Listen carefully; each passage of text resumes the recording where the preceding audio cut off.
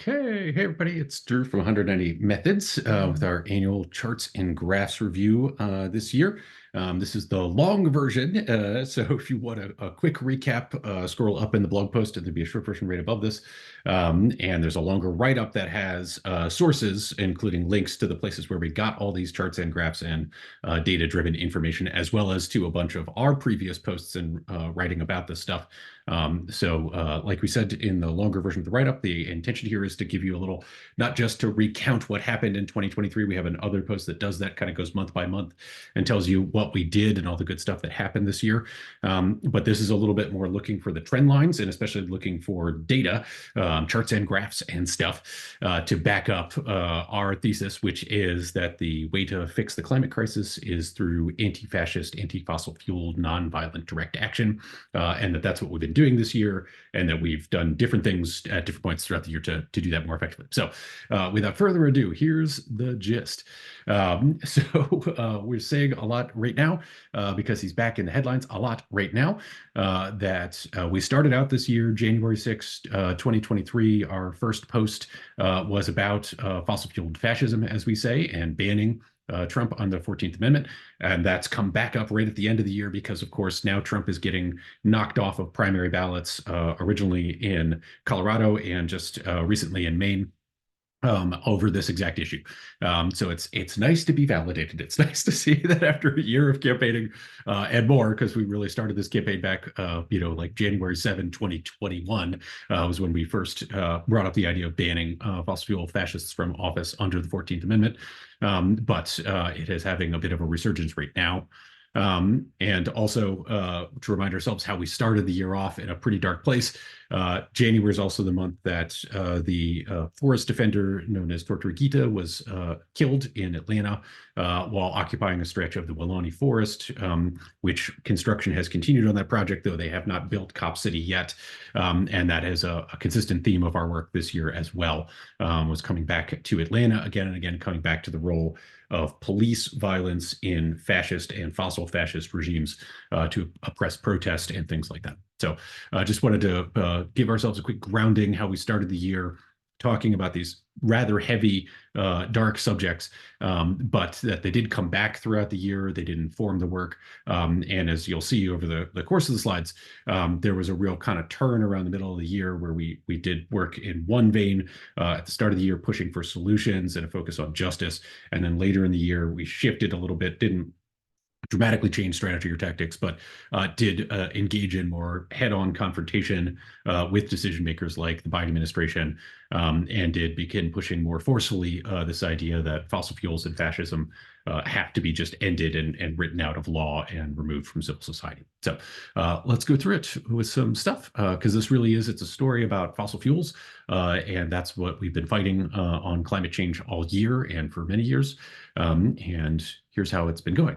Is not great. So this, again, is a graph from relatively early in the year, I think late January, early February, when this came out from Fossil Fuel Treaty friends. The basic part here, this is describing two main gaps or sort of problems between ambition and action. And the first one is what we call the production gap, which is basically that countries around the world, but especially the US, are just producing a lot more fossil fuel than we can possibly burn if we are going to meet the goals that we have set for ourselves and that President Biden has publicly promised to meet by the Paris Climate Agreement, which is basically to cut fossil fuel pollution and global warming pollution in half by 2030, 50% reduction by 2030, and then down to net zero or as close to zero as possible by 2050, mid-century. And that's all, sort of a very familiar story to those of you who've seen these before or been part of the climate movement for more than a couple of months. You know that the big problem is that we're just producing too much fossil fuel, we're burning too much fossil fuel, and the US is very much a fossil fuel producing country and a fossil fuel exporting country. So it's that production of fossil fuels that is really the problem for us here in the US. The other one that we talk about a lot is the finance gap. And this is the idea that, why are we why are we digging up so much fossil fuel and then burning it? It's because the economy is investing in that stuff at a much greater rate than it is in renewable energy. We'll talk about it in a minute. There are some hopeful signs that investment in renewable energy is going up, but it's basically just keeping pace with fossil fuels. So like fossil fuels are going up this much, renewable energy is going up this much. That's great. Renewable energy is going up much more than it has been in past years, but it's still not even getting to the level of fossil fuels.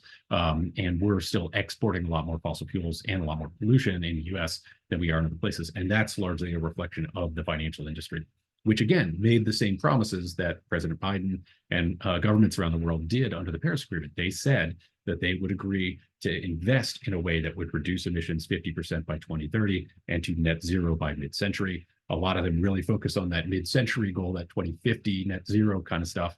And they don't want to talk a lot about the next decade, but it really is choices that are made in the next 5 to 10 years, investments in particular that are made, because if you build a new coal-fired power plant, you're not going to turn it off in 5 years. And so that's going to be adding emissions for 30 years into the atmosphere. And what we'll talk about a bunch is a lot of the investment has shifted not out of fossil fuels, but to what we call the fossil fuel false solutions. So things like fossil fuels with carbon capture or fossil fuels that are gas instead of coal. And these are all considered lower carbon, reducing carbon pollution from the sources. Some of them are entirely speculative. There are no functioning carbon capture power plants in the world right now, or at least not that are operating anywhere near the scale that they would need to or say that they could in order to actually reduce pollution to net zero emissions by 2050. Some of them are essentially they work, but they're ways to keep the fossil fuel industry going as opposed to ways to reduce fossil fuel use. So talk more about finance stuff in a minute. Another big thing that came up early in the year, really late in January 2023, and carried through and is still a really active part of our work right now, is looking at the ways that laws like the Inflation Reduction Act play out at the state and local level. So if you remember, Inflation Reduction Act was passed in 2022, became law. 2023 is the first year where it's really been sort of working. A lot of the effects didn't go into a lot of the tax credits and things don't even go into effect until 2024. So we haven't even finished rolling out the law really, but a lot of the stuff went into effect this year. And this was the year where we began to see how big fossil fuel companies and corporations would adapt to the Inflation Reduction Act. So you've seen a lot of these things where like groundbreaking on new hydrogen hubs. It's another one of those false solution kind of things. And a lot of state utility commissions wrestling with the concept of, how many new power plants do we need to build versus how many new solar panels do we need to build in order to meet energy demand in the future. And so early on in the year, we identified that there was a problem, which is basically that the Inflation Reduction Act was giving a lot of money and a lot of political power to people who were essentially bad and untrustworthy actors, like the utilities. Duke Energy and DTE in Michigan were the two that we made examples of. And we've consistently seen that those two utilities and lots of others have chosen to spend their money on things like new gas-fired power plants, sometimes with the speculation of carbon capture at a later date, but not put it into residential solar, for example. Even big states like California that have a pretty good solar market have actually taken steps this year at the behest of their utilities primarily to ramp down on residential solar, they say, so that they can build more utility scale solar. And we'll talk more about that distinction in just a sec. Even with all that sort of, silver lining gray cloud dichotomy, it was definitely a really good year for renewable energy and for things that run on renewable energy, like electric vehicles and heat pumps and stuff like that. Any way you slice it, both here in the US and around the world, solar production and installation is way, way up. It is projected to stay way up next year, 2024, and for the next several years, which is great. One distinction I'll point out on this graph, so it's great that all this new solar is getting built. If you notice, the big jump is in that light yellow bar at the top, the utility scale solar. I'll lead over a little bit so you can see the 2024 line more clearly. And then the orange one at the bottom is the residential scale. And those are both going up, and that's good. We need renewable energy of every size and every scale, and we need it in every county and in every country. But this is an important distinction that we'll come back to several times, because what's really happening is that utility scale solar stuff is the things that get hung up in what's called the interconnection queues. And you've heard a bunch about that in our work at the Federal Energy Regulatory Commission, or FERC, over the course of the year. So one, it's great that this utility scale solar is getting built. That's going to help, and it's a part of the solution. That's the slowest part of the solution. The fastest and the most efficient part of the solution is actually putting solar panels on people's houses, or putting very small solar farms, what we call community solar, that are like in a neighborhood and can power a couple of homes, but are located quite close to where those people are using the energy. The utility scale stuff is like huge acres and acres of solar farms. It tends to be out in rural areas, or sometimes way out in the desert, very far from where most people live. And then they need a big power line to bring all that electricity into consumers in cities and towns and suburbs. And that's the part that's sort of slowing down the transition right now. And we don't have any great solutions for that. FERC is supposed to put out some new utility interconnection rules early in 2024, but they've been sitting on the rules for more than a year. And they were originally written by Commissioner Glick, who, if you remember, was cast out by Senator Manchin and the Senate Energy Committee because he was too pro-environmental justice and he was too pro-renewable energy for Senator Manchin and some of those folks. And that's why we say several times throughout here that, what this is really about is it's a fight between fossil fuels and renewable energy, but it's not just a fight about the electricity or the power that's generated. It's a question of political power. And that's why we often define this as a fossil fuel fascist versus energy democracy fight, is because if you're moving electrons, but you're not changing the power dynamics, if it's still Duke and DT Energy and those kind of folks controlling all of the supply of electricity, then you're not really making it more democratic. You're just making them use slightly different fuels, which is good. We're doing some progress on getting more of the right kind of stuff built, but we're not doing much about the justice end of things. And so we'll talk more about that in a second. Again, more good news at the end of the year. There have been a couple of articles that came out right at the end of the year that were like, oh, electric vehicle sales are slowing and we're not going to make any of our goals for electric vehicles. That's mostly like there were like a couple of weeks at the end of the year. And if you know, car makers always do like big end of year sales. But a lot of the tax credits for electric vehicles don't even kick in under the Inflation Reduction Act until 2024. So the fact that, we've seen dramatically increasing sales every quarter this year, we would expect that those numbers will keep going up in 2024. So it's really mostly just a lot of naysaying and a little bit of hedging from the car companies, who, of course, don't like change of any kind. It's not so much that they don't like electric vehicles. It's that anytime they have to like make more of something or change what they're making, that's a risk to them. And a lot of our fight with the UAW folks who are on strike was about making sure that when they're building the new generation of electric cars, they have to do it at higher labor standards, which means safer facilities, fewer worker injuries, and also they have to pay those workers more. And there were a bunch of big successes at getting some of the new battery factories and electric vehicle factories brought into that union contract. So now the car companies are going, well, wait, maybe if we make less of the cars from those new factory plants and those new battery plants, we won't have to pay as many people the high wages that the union just negotiated. So you're basically getting a little typical capitalist hedging from the car companies. And then some places like the Wall Street Journal are choosing to interpret that as a slowdown, crippling electric vehicle sales. It's not really the case. And the numbers are pretty clear that electric vehicle sales are taking off. They're not yet to a majority of the market. There's still lots of work to do to transition our transportation sector over to electric. But the numbers are basically good. And then here's that interconnection queue. So remember, we were talking about the utility scale solar versus the residential scale solar.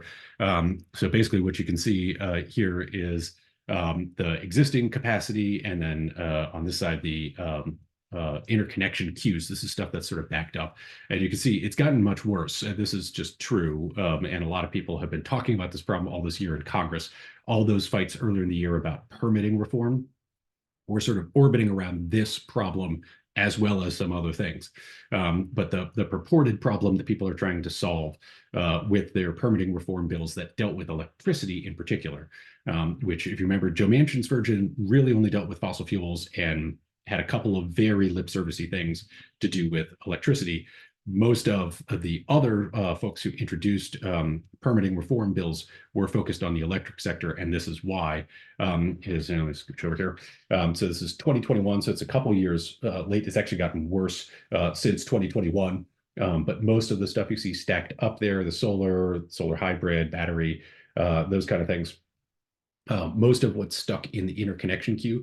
And this is basically somebody has a permit to build something like a solar farm or a wind farm or a big battery backup installation. But to bring it online, if it's a utility scale project, they need an interconnection queue. They need a way to hook up to the power grid. And that generally means a big high voltage line. And if the solar farm or the wind farm or something like that is far away from population centers, if it's out in the ocean for a wind farm, or if it's out in the desert for a solar farm, then they're going to need a big power line that crosses state lines. And those things have been hard to build because it's hard to get people to agree on who should pay for them. Should the people who are at the receiving end of the electricity, in, say, if you're building a solar farm in Arizona, maybe that power is going to get shipped to Los Angeles, California, and that's where customers are going to use the electricity.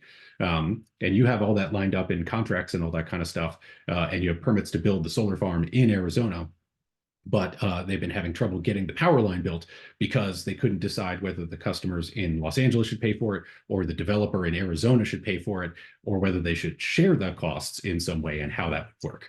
And so that's been holding up. And the example I was using, a big power line from the Southwest to California, actually did just get approved at the end of the year. So there is some progress being made on this, and there's hope that the FERC rule and some other piece of legislation that have been introduced just at the end of the year might help with this problem. But really, it's going to take an act of Congress to do it. Congress, as you all may know, doesn't work very good at all right now, and in particular doesn't agree much about energy policy. So the idea that they're going to pass a sweeping permitting reform bill that just affects the energy sector, just deals with this interconnection queue issue, is pretty remote, at least until after 2024. In theory, if one party or the other took control of both houses of Congress, they might have an easier time negotiating a deal through. But unless the majority was really big, that would still probably be pretty hard. So we're several years, I would say, from a really good solution on interconnection queues. We may make some progress on it in the next year, year and a half, 18 months, but it'll take time to implement. If that's a legislative solution, if we pass a law, it would still take time to implement that law, just like the Inflation Reduction Act. So this is probably going to be the reality for a little while. But the hope is that we could get the interconnection queue problem cleared up by 2030. And that would help more utility scale solar, and especially utility scale wind, which you can only build wind at utility scale. Really, it's hard to be put up a wind turbine in your backyard if you want to, but not a lot of people have backyards that are very suitable for wind power. Lots of people have backyards or roofs that are suitable for solar power. Solar, really, the distinction is between utility and residential scale. Wind power, there's basically only utility scale, and that means they're especially impacted by this interconnection queue stuff. So that's been going on all year. And then we did see a bunch of things, and you may have seen really, woohoo, we did it kind of wrap ups from a bunch of folks about good energy laws that passed, especially in Michigan and Minnesota. Those are two states that passed essentially what we call 100% renewable energy bills. So they're commitments to get to 100% renewable energy, sometime generally speaking between like 2030 and 2050. Again, everybody says they're going to get there by 2050 or to that net zero number. Even the utility companies have all committed to those kind of goals. Banks have all committed to that kind of stuff. So there's general unanimous agreement by we'll get there by 2050. But it's the years between 2030 and 2050 that are really up in the air. And lots of states have different goals for how they will do that. The good news is we did get some big, Michigan and Minnesota are big populous states. They have big cities in them. They have a lot of people in them. And so them making a commitment to get to 100% renewable energy, or very close to 100% renewable energy sooner, like 2035, 2040, in the case of Minnesota, that's really good, and it makes a big progress. The thing is still true, what we've been saying all along about these utility laws and following the path of the Inflation Reduction Act. One, a lot of those bills, the Michigan one in particular, includes huge carve outs for gas. If the gas says that they will figure out carbon capture by those dates of like 2035, 2040, somewhere around there. And so you're seeing a lot of really speculative investment and a lot of speculative regulation where governors are saying, that's good enough. Like if you say you will get the power plant not to produce any emissions by 2040, you can build the gas-fired power plant. But nobody knows how to do the how to do the carbon capture thing yet, and it doesn't work anywhere in the world with a gas-fired power plant yet. So this is really a big bet, and they're going to have to figure that out really fast. And we're among many groups, including many environmental justice groups in states like Michigan, that have really raised red flags around that, because it looks to us like what's happening is the utilities, again, because the utilities still control the political power, they're being given a lot of money and a lot of incentives to do stuff, which if it doesn't work out, there's no downside for the utility company. They don't have to pay any penalty if they don't meet their targets. If carbon capture never works, they will basically go, well, we tried our best. What are you going to do? But meanwhile, people, especially environmental justice communities, are still going to have to live next to those gas-fired power plants. They're still going to breathe polluted air, and the climate crisis is going to keep getting worse because they're going to keep emitting more carbon and more methane from the gas-fired power plants. So it's a huge problem with the way that this process is rolling out at the state level this year. Is that state after state has adopted these clean energy goals, 100% clean energy goals, but the way that they're getting there is still following the same old playbook, which is one, letting the utilities write their own rules and regulations, two, letting them pick which fuels they will do, which usually means fossil fuels, and that is still baked into that process is environmental injustice, pollution, and extraction. And so the quick summary on this I've been saying is, the Inflation Reduction Act and all these 100% renewable energy policies flow from the same thing, which is that they are pro-renewable, which is good, but they are not anti-fossil fuel. And because they're not anti-fossil fuel, they're not anti-fascist. They're not addressing power, political power. They're just addressing electrons. And that means that we're still going to be stuck in the same debate. And one way we've cut through that over and over again this year is by just consistently focusing on environmental justice and environmental justice impacts. So you've seen us several different times this year bring up the fact that FERC has the Federal Energy Regulatory Commission, which oversees interstate power lines, oversees multi-regional electricity markets, like if you're part of the PJM grid, which is like parts of Maryland and DC out into the Midwest, or the ISO New England grid, which is all the New England states together share a regulator in ISO. And FERC oversees all those things. They have no rules. FERC has no rules for environmental justice. They were starting to develop some under the former chair, Richard Glick, and that question, just them considering environmental justice as an impact of projects, was enough to get Joe Manchin to completely shut down FERC, say that he would not allow them to operate anymore, remove Richard Glick as the chair, and then refuse to hire any other Democrat or allow any other Democrat to be nominated to FERC, so that they're stuck in this 2-2, two Republicans and two Democrats sort of political stalemate, which makes it very hard for them to do their job. And that was really all about this question of, should FERC have to or be able to consider environmental justice, and as part of environmental justice, climate impacts of projects that they review and approve. And just asking the question was enough to really clearly define like who was on the side of fossil fuels and fascism, and who was on the side of energy democracy and actual people. And you've seen it a lot in the permitting reform debates. We've talked about that a lot. Like whenever people are saying that their solutions on permitting reform are fuel neutral, that means that they are choosing not to target fossil fuels and not to make any distinction between whether the fuel that is providing the power kills people, extracts resources, or is itself genocidal and racist. And that's a choice that they are making. And most of the folks who've been talking about permitting reform this year have specifically and repeatedly said they will not take sides against fossil fuels. They will not say that we're going to transition off fossil fuels. And that's been a huge problem because, and I'll just mention, we are launching some new campaigns right here at the end of the year.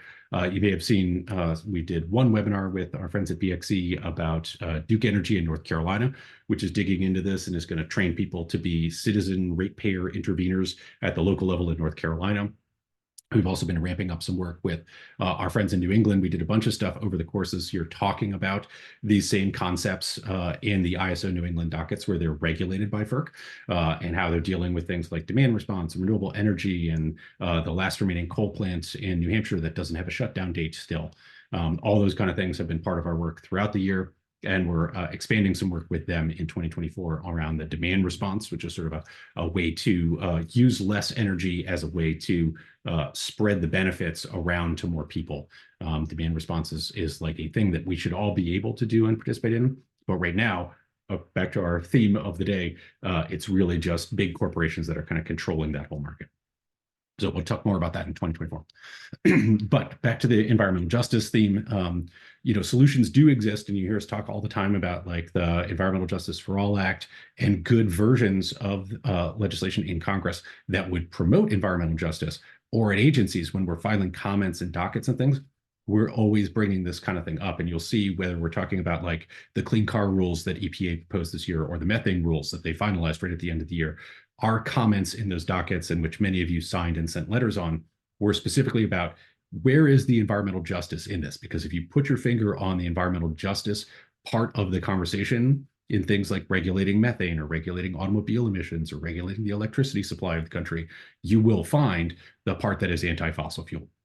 There is no such thing as a fossil fuel system that isn't extractive, polluting, and usually violent in its methodology. And so, for that reason, we do need policies that are specifically anti-fossil fuel and anti-fascist to push forward the climate agenda. And a really simple way to identify where those positions are and are not, and who's on our side and who's against us, is to bring up concepts of environmental justice and to look for the environmental justice provisions in a law. If it's a bill like Environmental Justice for All Act, the whole thing is about environmental justice. We like the whole bill. If it's something like some of the permitting reform laws, some of the versions had specific callouts to environmental justice and specific ways that they would regulate permitting reform to be more just, especially to communities of color, poorer communities, more marginalized communities, indigenous communities, things like that. But there were a lot of them that didn't say anything about that. And you could tell that those were the policies that were not going to be as good and that we were not going to support, because in the end, even if they did promote some renewable energy, they weren't going to change the power dynamic of the politics. They were still going to leave Joe Manchin, big corporations, people like that in charge of the process. And that was going to result in more pollution, extraction, and violence. And we did keep around the middle of the year, I would say there was this big turn in our work. And that's because we really kept losing out to fossil fuels and to fossil fuel fascists. The particular characters you heard a lot about in midsummer. Donald Trump came back up as a candidate, began doing a lot of work, and began talking a lot about what he would do if he were reelected as president. So that gave us sort of policy platform to the fascist agenda in America. And a lot of it, no surprise, is fossil fuels. When you hear Donald Trump say he would be a dictator, but only on the first day, and the number one thing he says he wants to do, close the border. Number two thing, drill, drill, drill. And that's because fossil fuels and fascism are actually linked as a policy goal. And Trump has been the sort of strongman leader of that movement in America for a long time. Joe Manchin is another one that we have talked about a lot. Always worth remembering, he is himself a fossil fuel funded person. He derives his personal wealth from a coal company that he and his family own and have owned for a while. He is a fossil fuel profiteer and benefactor. And that drives a lot of the policy that he supports, whether it's shutting down FERC commissioners or the parts of the Inflation Reduction Act that are extremely pro-fossil fuel. Or in the middle of this year, we got the really devastating decision that Joe Biden caved yet again to these characters and approved the Mountain Valley Pipeline. If you remember, that bill was a debt ceiling bill. And the two specific problems he had was that he negotiated with Kevin McCarthy, the leader of the Republican House, the MAGA House, and Joe Manchin, who is basically the head of the fossil fuel party in the Senate.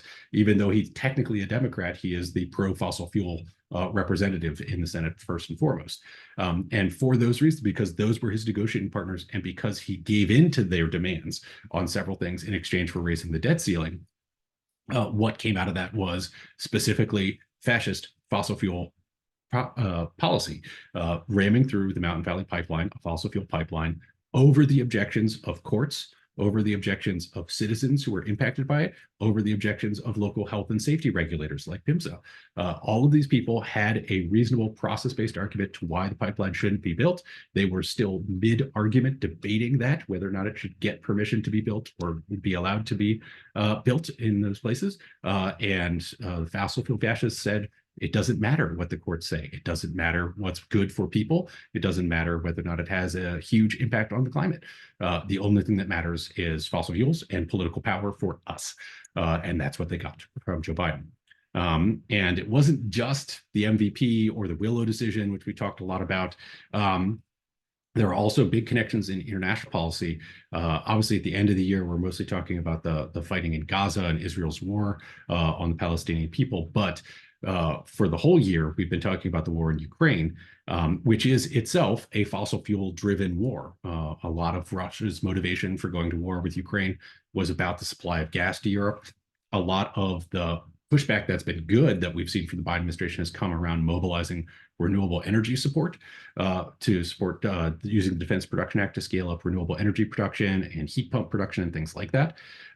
But over and over again throughout the year, we saw, especially people like Kevin McCarthy, and unfortunately too often President Biden agreeing with him, that the way to promote America's agenda around the world was with a war agenda, more guns and bombs and munitions, and more fossil fuels. And that's what the Biden administration has been the #1 exporter of in the world is armaments and fossil fuels. We are now the leading exporter of natural gas anywhere in the world, even more than Russia, thanks to some of the sanctions there.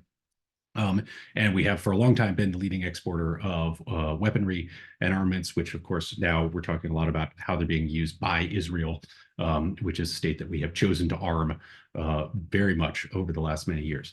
And so there's this real connection not only between fossil fuels and fascism, but between fossil fuels and war and the war machine. And so around middle of the year, we really scaled up a lot of our work around things like the National Defense Authorization Agreement, which is essentially the big military spending bill in the US every year, and made a lot of connections with our allies in Ukraine, who are pushing for not only a resolution to the war in Ukraine, but to the energy security of Ukraine, and that it be democratic, renewable, controlled energy, not fossil fuel energy in the future. And it's a really global movement that is pushing for peace, for sustainability, and those two goals as linked. And again, just bring us back to where we started the year with the murder of Tortuguita and the domestic police state mobilized against activism and against environmental activism in a really clear way. The Stop Cop City fight has been very much a fight over a forest and over land development. And what we've seen again and again, just like with the Mountain Valley Pipeline story we were telling you a minute ago, even when we have fought to do things like put Cop City on the ballot, let the voters of Atlanta decide whether or not they want to build Cop City or preserve the Wheelock Forest. Those things have been slapped down by local elected leaders. Even Democrats in name have resisted the idea of letting the people decide whether or not we want to build a big police training facility or we want to leave a forest standing for ecological benefits and climate benefits, because they are on the side of power, police power, military-backed power, and that is always fossil-fueled power as well. And so over and over again throughout the year, we literally went back to Atlanta and came back to the Stop Cop City movement, both in Georgia and around the country, with ways to mobilize to resist that connection between militarized police, oppression of free speech, and oppression of the climate movement, which is fighting for justice, democracy, and clean energy for everybody. And as you've heard us already saying, by the middle of the year, Biden just kept making the wrong decision, and it was a huge problem. It was slowing down our work. He wouldn't declare a climate emergency. If you remember, by midsummer, we had the huge fires in Hawaii, which killed a number of people. The huge wildfires were burning in Canada, which was promoting getting smoke down into the lower 48 states. So there were all those pictures from New York and Chicago and other cities, covered in these huge blankets of orange smoke. There were the huge floods where I live in Vermont and up in New England and New York. So there were this like disaster after disaster here in the States and around the world. And at the same time, the Biden administration kept saying yes to the Willow Project, yes to the Alaska LNG project, yes to Joe Manchin, yes to the Mountain Valley Pipeline. Every time he was given a binary choice between fossil fuels and the future of humanity, he kept picking fossil fuels and he kept picking the fascists, and he kept negotiating with them. And it just became untenable. And so we had to change our rhetoric and change our approach. And so, and there were other decisions as well throughout the year. We talked about Willow, but the Juliana youth was a big decision around the middle of the year. Montana court found that young people do have a right to a safe, livable climate under the Montana state constitution. That same argument has been made for years since the Obama administration by a group of youth under a case known as Juliana versus US. And those folks were looking for the Biden administration to take their side, just to let their case go to trial and to stop fighting their right to have a trial over whether or not the Constitution guarantees the rights to life, liberty, and the pursuit of happiness to young people, whether or not that should include a safe and livable climate. We think it does, but a court would get to decide either way. They're just trying to bring their case. The Biden administration has continued the last two administrations, including the Trump administration's policy of attempting any way they can to circumvent and shut down that lawsuit so it cannot proceed. We also saw big decisions out of the EPA to walk away from a huge environmental settlement that they had all but finalized with the state of Louisiana, which would have really benefited a bunch of the environmental justice communities that we talk so much about, folks in the Gulf South and in Cancer Alley, who are so much of the focus of this petrochemical build out, the LNG build out, plastics build out, all of those facilities are in the same parts of the world. And EPA basically had a deal ready to go that would have helped protect those communities and given them stronger environmental justice rights to campaign on. And the EPA walked away from the deal and instead negotiated a sweetheart deal for the carbon capture industry in Louisiana, letting them get what they wanted and continue building fossil fuel extraction, because carbon capture is basically just an excuse to keep building fossil fuel facilities. And they kept picking fossil fuel infrastructure and fossil fuel fascists over people and the planet. And then, of course, we mentioned the Mountain Valley Pipeline. This was early June was when that debt ceiling deal went through that included the MVP. And you can't quite tell the smoke from the air here, but that was a very smoky day at a big protest outside of the White House, and was really kind of the breaking point of our relationship, where first part of the year, we campaigned on, always with a very strong focus on environmental justice, but we kept trying to say to these various individual agencies and to the White House as a whole, you can do this better. There's a way to do this, but you have to pick not just renewable energies, but you have to be against fossil fuels, and you have to rein in fossil fuels. You have to reduce fossil fuels. You have to affirmatively make a choice that you're not going to fund fascism and fossil fuels in America if we're going to have a chance here. And they just kept not making that decision. They kept choosing the other side. And the Mountain Valley Pipeline was one of the starker examples of that. And again, just to say, this is the goal that President Biden has committed to, and which he says we will meet, is to cut global warming pollution 50% by 2030 and to net zero by 2050. So that's what we've been talking about the whole time, is how are you going to do that and how are you going to get there? You can't do it without reducing fossil fuels. But we were not getting through with the sort of positive message or the individual policy by policy, how to do environmental justice through regulation message.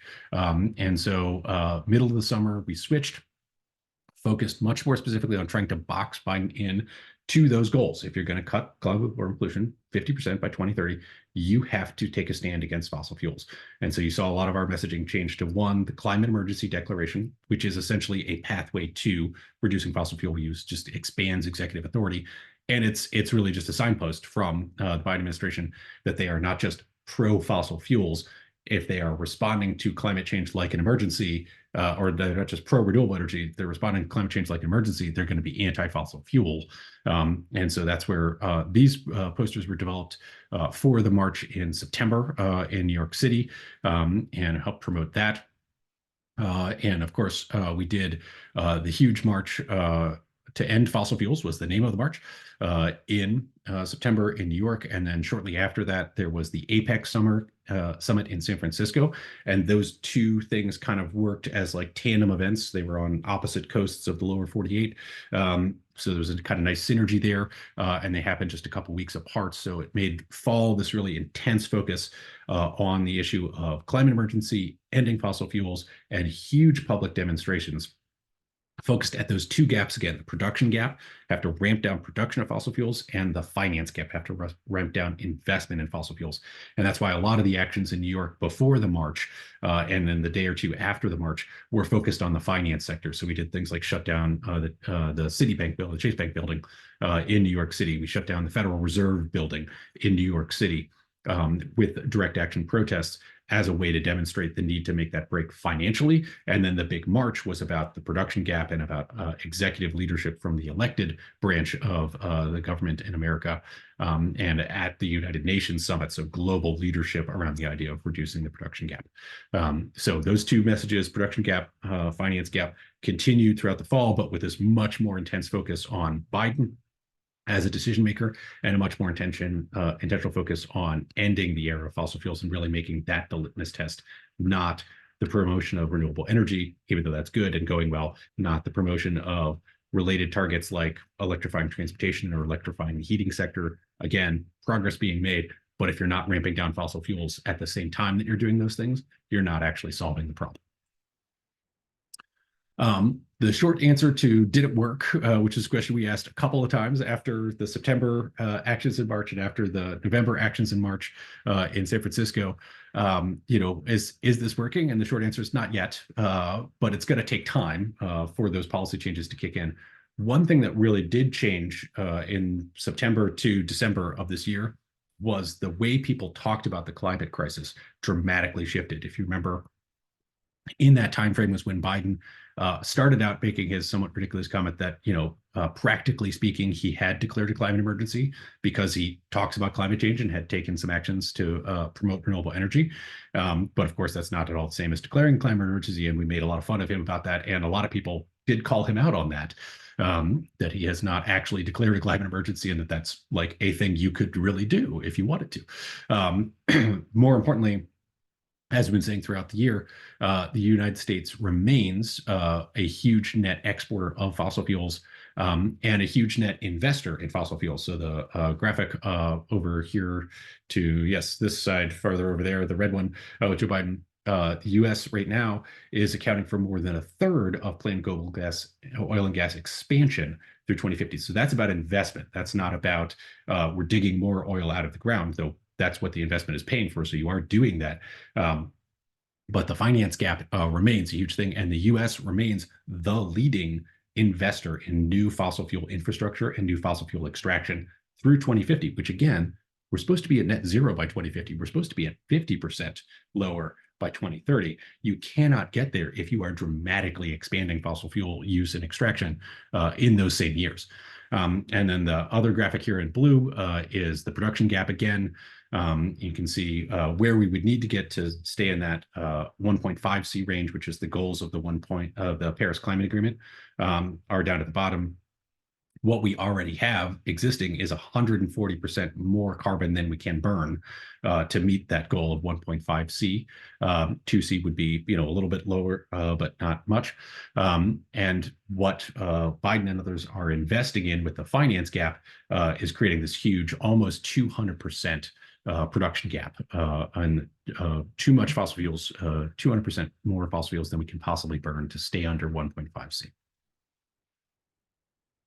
And right at the end of the year, we did get a bunch of sort of validating reports. We knew this was true anyway, but a bunch of new data came out, and this is the charts and graphs report. So we'll mention here that, again, the problem is even with the IRA and other climate policies, which are doing things to reduce emissions, that's the green bar just over the shoulder here. So the IRA and other things are going to reduce by almost 1,000 million metric tons, almost a billion metric tons, global warming pollution, right, per year in 2030. But the new stuff that they're building just past that over there, especially LNG export terminals and crude oil export terminals, those are the big ones. But the stuff that they're building is more than offsetting the benefits of the Inflation Reduction Act. So the Inflation Reduction Act is not, in fact, reducing global warming pollution. It's not, because we're building too much fossil fuel stuff in addition. The Inflation Reduction Act is reducing emissions. That's good. It's making all that renewable energy is good stuff. But as long as you're building pipelines and export terminals for fossil fuels at the same time as you're building solar panels and wind turbines, you're not actually fixing the problem. And as we've said many, many times, hydrocarbons are not patriotic. It doesn't matter whether the gas or the oil or the coal comes in the US or comes from Putin from a climate perspective. It makes a big difference geopolitically in terms of who gets rich and how much money they make. But it's all the same people, especially with the oil and gas industry. It's all the same corporations, and they operate in all of the same fascist and autocratic countries around the world. And we'll talk about it in a minute. We also got a report right at the end of the year, which really clearly drew that link. Like, the countries that export fossil fuels the most are also the most autocratic and the most prone to fascism and oppression. And that's not coincidental. It's because those industries rely on extraction, pollution, and violence to exist. You can't separate those things from the fossil fuel industry. And so naturally, the governments that rely on fossil fuels and rely on fossil fuel exports are the ones that rely on extraction, pollution, and violence in their own government structures. Also, don't forget, October was a really topsy-turvy month emotionally. Obviously, there was the Hamas attack on October 7th, which killed and captured, took a number of hostages out of Israel. and then Israel's response. We were one of many groups which quickly called for a ceasefire, and we have had some pauses in fighting, but no ceasefire to date. And this continues to be a huge dominating issue in the news and really framing a lot of policy. It's not really directly connected to fossil fuels, except insofar as we've been saying all year, all wars are connected to fossil fuels and all wars benefit the fossil fuel industry. So there's been a bunch of side stories about shipments of oil and natural gas through the region around Israel and Palestine, and a bunch of impacts on the fossil fuel industry, basically driving up prices and them using the war as an excuse to jack up prices and profiteer, which is the exact same thing they did with the war in Ukraine as well. But this is fundamentally not really a war for fossil fuels, but it does have a huge impact on fossil fuels and the climate. And the best thing from climate's perspective would be a ceasefire. Also, the best thing, obviously, for people and all of the folks who have been killed needlessly in that conflict so far. October was also the month of the UAW strikes, which ended really successfully. They got a great and record-setting contract. And again, that was very much bound up in, wasn't about, they weren't striking over electric vehicles or something like that, but the role of electric vehicles and the shift to electric vehicles were a big part of the contract negotiation. And we were really successful standing in solidarity with UAW, getting big gains, not only for the union and for the folks who work in those places, but also for electric vehicle manufacturing, so that the facilities that are making the next generation of electric cars will be safer, will be more just, will have better pay rates and better hiring structures and things like that, because of the work the union did and because of the work the climate movement did with the union to make those part of the contract. So big success with the UAW strikes and contract, big destabilization with the war in Israel and Gaza, and the ongoing conflict there. And then we've done these ones before, so I'll just skip through pretty quick. But again, reiterating those last series reports right at the end of the year, showing over and over again this question that oil demand here on the far side, they're down 10%. That's largely a result of things like the Inflation Reduction Act and electric vehicle sales and heat pump sales being up, so that we're using less oil in our transportation and heating sectors. So domestic demand for oil is down and projected to go down over the next few years. Not a ton, not 50% by 2030, but 10%, so progress. But at the same time, crude oil production is up and crude oil exports way up, and then even much more the case with gas in particular. Again, going down 16%. 16% is not 50% by 2030, which is covered in this graph, but it is trending in the right direction. And there's hope that if you expanded on the policies in the Inflation Reduction Act, you could get fossil gas down to 50% by 2030, but not if you're just producing more of it every year, and especially with the exports being up almost 100% over the next couple of years. That's going to wipe out all that progress and then some. And then same basic information in a different format and projecting out farther to 2050. Remember, by 2050, we're supposed to be net zero, or as close to zero as possible in terms of fossil fuel emissions. This is all exports. And so technically that doesn't count in the Biden administration's goals, but the hydrocarbons don't care where they're burned. They're still going to impact the climate. And because there is so much expansion, this would more than wipe out, even if the US could somehow get our domestic consumption of fossil fuels down to net zero by 2050, which we are not on track to do, though we are decreasing the emissions a bit and the consumption of fossil fuels a bit, as those previous two slides showed. The exports are just going to more than offset any of that benefit, and have been for the last several years. And so this is the problem with the Biden administration's policy and with the climate, is new fossil fuel infrastructure and fossil fuel exports, especially, all of which is new infrastructure because we weren't allowed to export crude oil until the last couple of years, the end of the Obama administration. And gas exports really only became a major industry in the US since about 2012, 2014. And so all of this stuff is new. As you can see, the growth is really dramatic since the late 2000 teens is when it really took off. And then cavalcade reports, these all came out at the end of the year. One, the US's own National Climate Assessment, which assesses the impacts of climate change on the United States and especially on taxpayers, found that we are experiencing more and more billion-dollar climate disasters. So there's a real cost to this inaction in dollars and cents. Also, obviously, in terms of lives. And the UN wins the award for best report cover with their broken record report here. Basically, every year they put out a report, like every year we do these charts and graphs reports. They always say the same things: emissions are going up, climate change is getting worse, the rate of climate impacts is actually accelerating as we go, and yet while more investments are being made this year, in particular in renewable energy, we are just not tackling the fossil fuel side of things. And it's the production gap and the finance gap that are driving that problem.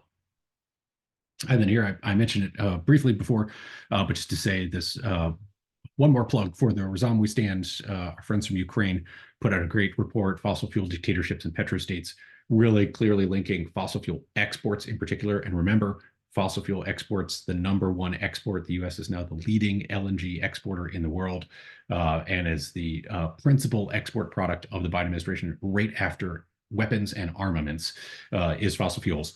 And that's why every time Biden approves one of these new LNG export facilities or crude oil export facilities, he is not just giving aid and comfort to the fossil fuel industry. He's actually empowering domestic fascism as well as international regimes that rely on oil and gas revenue. But like I said, the one big victory we can really clearly see and claim at the end of 2023 is in how people talk about climate change, and in particular, talking about the end of fossil fuels. And so the clearest example of this is the COP agreement that came out at the end of the year. Was the first time any of those international climate agreements have said the words fossil fuels, and they did agree to phase out fossil fuels. They didn't put a lot of hard deadlines to it. They didn't say that they would do it fast or fair, or that they would fund the transition from fossil fuels to renewable energy. So largely a sort of symbolic victory, but a victory nonetheless. And it did really clearly put the Biden administration in the camp of saying, yes, we have got to reduce fossil fuels. That is part of the mission. And so that means 2024, next year, will really be all about this. Of course, lots of things about the COP talks. We don't have to say more about that. And like I said, we're ending the year a lot like we started it, which is Trump's back in the news. This question of fossil fuels as the source of climate change and the source of political fascism movements here and around the world has really come into sharp focus at the end of the year. And so we expect that we will start next year very much like we did this year, with a renewed focus on Trump and fossil fascism, but quickly move into how do we actually implement those solutions, coming back to things like those state level policies that we can do in North Carolina and in New England and other places. How do we actually get moving so that we're not just building renewable energy, but we're actually displacing fossil fuels. We're fighting fossil fuels and promoting renewable energy at the same time. At least in theory, the Biden administration has always been on our side on this. Now we've got some more clear statements to try and hold them to, that they are anti-fossil fuel, not just pro-renewable. But we've seen all year long, it's a big effort, a big fight to get them to live up to those commitments and those words. And that's what a lot of what we'll be doing, especially early in the year. We'll pick right back up with our fights against LNG exports and the Calcasieu Pass CP2 facility in particular. There's a big mobilization planned in New Orleans around the issue of fossil gas exports and other petrochemical industries. And then there'll be an action, we think, at the Department of Energy in early February, pushing them to revisit the social license and the little permits for gas exports in particular, no longer being in the national interest. We've seen some big momentum on that in just the last couple of weeks. Got a delay, but not a decision in a FERC docket in the month of December on the CP2 project in particular. And that indicates, we believe, some conversation within the Biden administration and the regulatory apparatus. FERC itself is part of the Department of Energy, and you'll often see DOE and FERC kind of going back and forth with this conversation about like what is in the national interest, what is the public good of something like fossil gas and fossil gas exports. So we're aware that there's some conversation going on inside the administration. and the regulatory state about that. We're going to push on that a lot in the first couple of months of the new year, and we need your help to do it.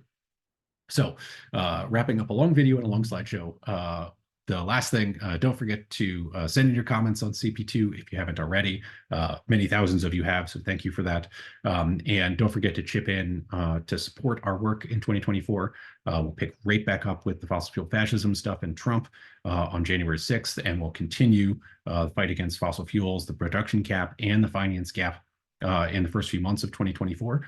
And we'll have lots more nonviolent direct action campaigns to bring that home and to amp up the pressure. The Biden administration in particular, but also individual regulators like DOE, like FERC, like the EPA, and others. And we need to expand our state level work in North Carolina, New England, and other places like that so that we can really fight this fight over not just renewable energy, but anti-fossil fuel at the local level with state utility commissions as well. So lots to do.